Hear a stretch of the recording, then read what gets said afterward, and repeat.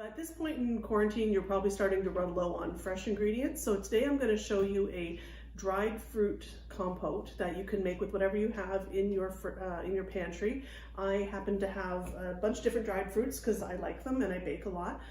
Today I'm going to use some dried apricots, some dried blueberries, some prunes, some dried cranberries, and some raisins.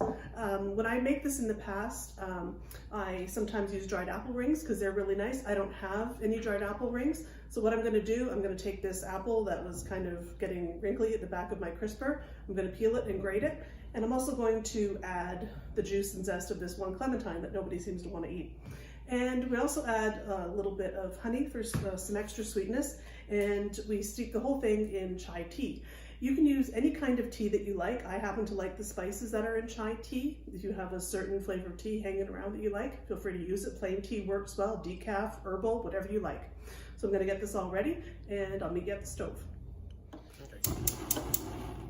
So what I have here in the pan is 2 cups of water that had boiled, and I added 3 chai tea bags and just let that steep while I was getting the other ingredients ready. Now I'm gonna add about 2 cups of the dried fruit. You can do whatever proportions you like. I've got the zest from the clementine there on top. I'm just going to pour that all in. And the grated apple, and mix that together. Bigger fruit like prunes, and if you have whole dried apricots, you might want to chop them into smaller pieces. I bought the diced dried apricots, so I didn't have to do that, but the prunes I did chop up into smaller pieces. This reminded me a lot of mincemeat that you get at Christmas, except it's a little juicier. I'm adding the juice of the clementine, and I'm going to add about a tablespoon, 2 tablespoons of honey. That'll make the sauce nice and glossy and help it thicken. So what we're going to do now is we're going to bring this up to the boil, and then once it's boiling, I'm going to reduce the heat and let it simmer for about 20 minutes. And I'll show you what it looks like at the end of 20 minutes. All right, so here we are about 15-20 minutes later. The liquid has all been absorbed by the dried fruit. You can see it's all nice and plump now, and there's a nice kind of syrupy consistency.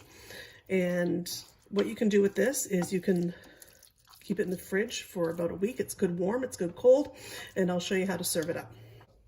So I've got a dish of plain Greek yogurt. And I put a little bit of the compote on the top.